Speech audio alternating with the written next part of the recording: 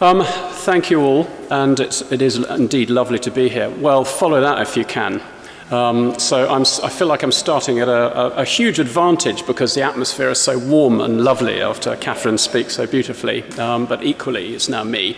So there we go. Anyway, my role at Marriage Foundation, really our role at Marriage Foundation, is really to change the weather and to try and bring confidence to the church, to people who think that marriage is important, and say that in the time when we've had this huge trend away from marriage at great cost to society, to families, to individuals, to children, our role is to rebuild confidence that actually, you know what, getting married is a good thing to do, and it's the way that tends to keep families together. Not always, of course. So I'm going to speak in terms of averages, and I hope you'll hear that. I hope you'll hear that there's nuance to what I say. If it comes across as too absolute, then forgive me. Please let it go. I'll try to bring some nuance to it. So if I make any absolute statements, then I don't really mean to. And I hope this is delivered in a spirit of gentleness. But my message from the world of research, really, to the church, is stick to your guns. And as I've said on my slides, if you want reliable love, if couples want reliable love, they want to start off and make their relationship work, then they need to get married. Because frankly, if they don't get married, then their odds of success are slim. Let's start with cohabitation. This is where everybody's at today. Moving in has become the norm. So what's the big deal with it? The slide itself shows you, and you'll be able to see better on the website later if you want to have a look there. Is moving in such a big deal? This is some research that I did based on a big study called Understanding Society, which is the biggest panel study, the biggest household survey in the country, 40,000 households. And what we found was that 19% of couples with children are cohabiting, but they account for half of all family breakdown today. Now, that's not a message that's really going to wash with my teenager or your teenager. It certainly doesn't wash with mine anyway. And so we need something a little bit more substantial than that. Lots of life is risky. So is it simply enough to say that cohabiting is a risky business? This chart, which doesn't really work quite so well up on there, but if you have a look at the right-hand chart, the right-hand column, this is what happens to parents when they've got 15-year-old kids. This is the state of the nation today. The red side of it is the families that are split up. The blue side is the blue bit is the families that have stayed together and are married. And somewhere in the middle, that little tiny proportion in the middle, is the couples who've managed to stay together, God bless them, without ever getting married along the way. And somehow they've managed to make it work. But they are the tiny minority. And you consider the proportion of births outside of marriage today, and yet what we end up with is that parents tend to go one of two ways. They either get married and stay together, or they end up splitting up. That's where the nation is today. And the result is that I did some work on marriage rates and who marries and who doesn't. If we take the 60-year-olds in the country, 90% of Britain's 60-year-olds have got married at some stage. So almost everybody aged 60 got married at some stage. Not everybody made it work, obviously, but almost everybody did. 70% of the 40-year-olds have got married or will get married at some stage. 50% of today's 20-year-olds are going to get married. So if you think most teenagers say, hey, we're going to get married, that's our expectation, a big chunk of them are going to be seriously disappointed because only half of them actually will on today's trends, unless something changes dramatically. And I don't think it's going to change dramatically overnight. It might just change in the long run. We can change trends. This chart, again, quite difficult to see from here, but the left-hand side is the 50% of today's teenagers who are going to marry. The blue bit is those who marry. The red bit is those who have kids. 90% of people who marry have children. So there's an incredibly strong link between marriage and children. It wasn't always obvious in the cut and thrust of the gay marriage debate that took place earlier this year. But marriage and children are enormously closely linked. 90% of mums who get married have children at some stage. And then of those, the vast majority do stay together. That's the yellow line. Look at the other half of our teenagers who are going to stay unmarried. And then maybe just over half of them will have children. And of those who have children, very few, that little tiny proportion at the end, are going to manage to stay together. So which half do you want your kids to be in? We've really got to think about this. This is a divided nation story. So what can we say to our teenagers? And I come at you as someone who's speaking from a great spirit of humility, because I've got 6 children, 4 of whom probably wouldn't be here if it weren't for people like Nikki and Scylla, who intervened at the right moment in our marriage, at a moment of crisis. Of our oldest ones managed to get married and has set a fabulous example. Number 2 doesn't yet have a boyfriend, who's at university. And number 3 is making her own way in the world and has a non-Christian boyfriend. So we have to deal with this as a family, and we talk about this stuff a lot. But we try to envelop the whole thing in a spirit of love. And that's where the next few things I'm going to say to you, I hope, will be encapsulated within that spirit of love, that we've got to love first before we try and get any clever clog messages across to our teenagers who aren't listening, and mine aren't listening to me, I think, yet, but they will. First one is choose somebody like you. People of the same faith tend to be more likely to stick together. This is some research from something called the Millennium Cohort Study, which was a study of 15,000 mums who had babies in the year 2000.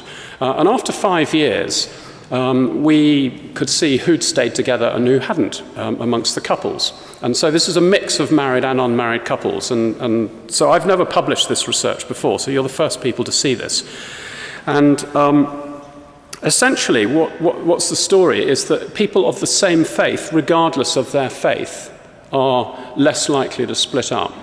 So you see the blue lines are the breakup rates amongst parents of the same faith in each category. So that's Muslims, C of E, various other sort of Church of Scotland-y types, other non-denominational Christians, and then finally the people of no faith at the bottom at all. And interestingly enough, the red bit is then what happens when you if you look at relationships of mixed faith. So you can see there that across every single faith category, except the one at the bottom, you have a much higher breakup rate, nearly double. The Church of England is particularly striking, that goes from 4% risk in those 5 years to 10%, very striking. But the message to people of no faith is hook up with somebody who's got a faith, because it really makes a difference here. It reduces your odds of splitting up. But otherwise, if you have a faith, stick to your own. And that's a really interesting challenge for people of us, who are dealing with this gender issue that Annabelle wants us to talk about today, and that I have to deal with in my own family with a teenager and a non-Christian boyfriend. And she knows about this stuff, but we'll see what happens. It'll be interesting. Okay, the next thing to say and to think about is commit before you... where have I gone? Is it go on? Yeah, there we go. Next thing to say is go slow. This is some research that's based on happy marriages in the early years of marriage, and it's done by some old friends of ours called Galena Rhodes and Scott Stanley, who are from the University of Denver in the States, and they've been over here a couple of times in the last couple of years. This is brand new research, but happy marriages are vastly more likely if they're between partners who've actually only slept with each other. And as far as I'm aware, this is the first time I've seen research on this.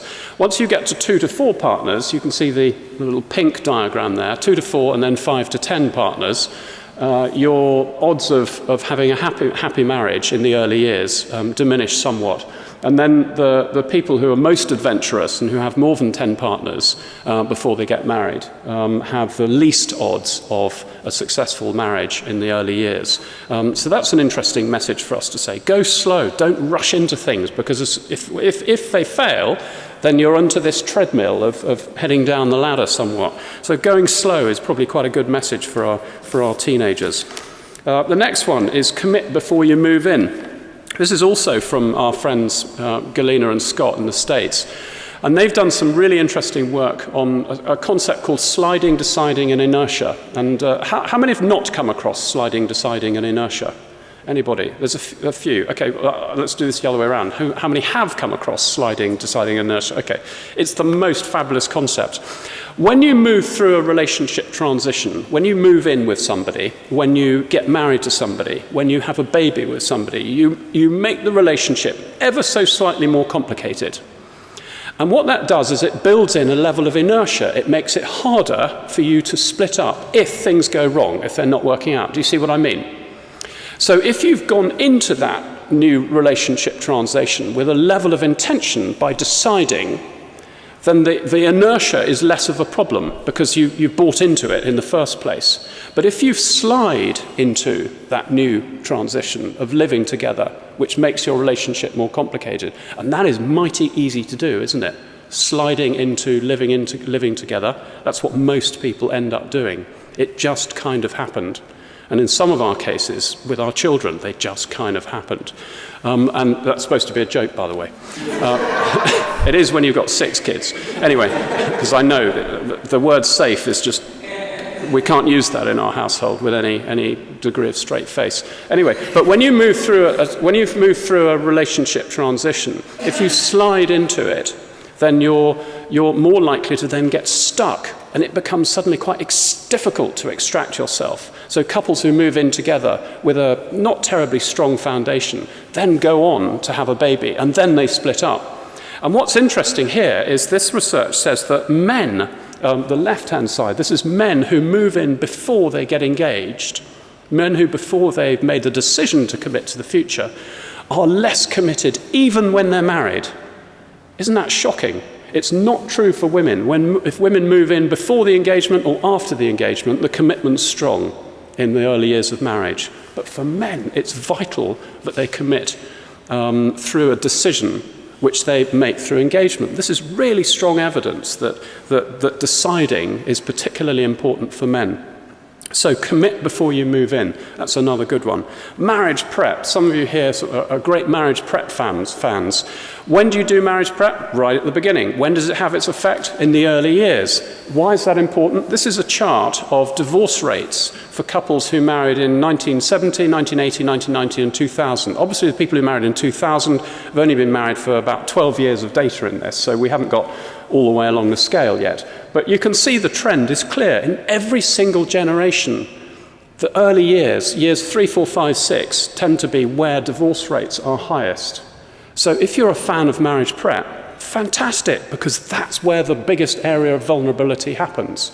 Interestingly, divorce rates have been coming down a lot, particularly in the early years of marriage. It may be marriage prep. I think it's probably more likely that it's actually that men are more serious about buying into their relationship.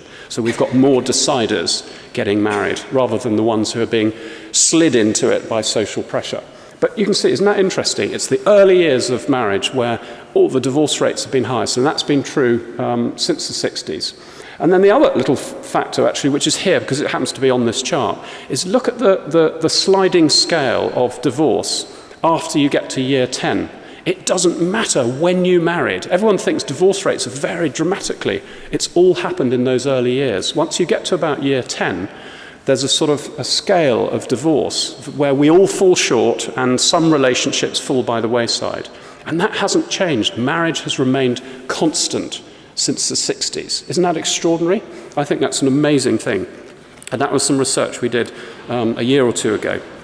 Okay, the last thing, having encouraged marriage prep, is to get married. Who survives? Who actually makes it all the way through, bringing up their lovely and sometimes challenging children? Who gets to the end of the deal when they're 16 and 17 and 18? You can finally boot them out into the big wide world and go, yes, one down, 5 to go, or whatever, and this is the blue thing is the proportion out of 100, 93 out of 100 intact couples with 15-year-olds. 93 out of 100, 93%. Have married parents. Only 7% have unmarried parents. All this birth out of marriage leads to that at the end. Where are they? They're the smokers who smoke 50 fags a day and live till they're 90. They're the tiny minority. They're the exception. Brilliant. Well done. My uncle managed it. He smoked 60 fags a day and died aged 1 million. But we don't base our national health policy on that, do we? So why don't we base our policy on this as well? We should be looking at what works. And people who get married are very much more likely to stay together. The exceptions amongst unmarried couples are the tiny minority. Wisdom for teenagers. Choose somebody like you. I'm being sort of half tongue-in-cheek here, but it's better to choose someone who's got fewer differences, more similarities, particularly in the area of faith, and the research affirms that. Go slow. If you sleep with somebody too quick and it breaks up, you're onto that treadmill that it's going to really affect your chances later on. What you do today affects your future marriage. Don't think that what happens in Vegas stays in Vegas, as the Americans say. It just doesn't. What you do today affects what happens afterwards. Within the context, of course, of the Christian world of hope, that there's always second chances. Commit before you move in. Be decisive. Be intentional about your plans, and say no to somebody who wants to move in without a clear plan for the future. Do marriage prep, it's fabulous, and it really improves your chances at a time where you're most vulnerable. And get married, of course, because most marriages do work, despite what we hear about high divorce rates, which are on their way down, but still, most marriages work. And very, very few couples who don't marry are the exception. That's the story I think the church should be telling today. We've got to be more intentional about saying, guys, if you want your relationship to work, if you want reliable love, you've got to get married. Thank you.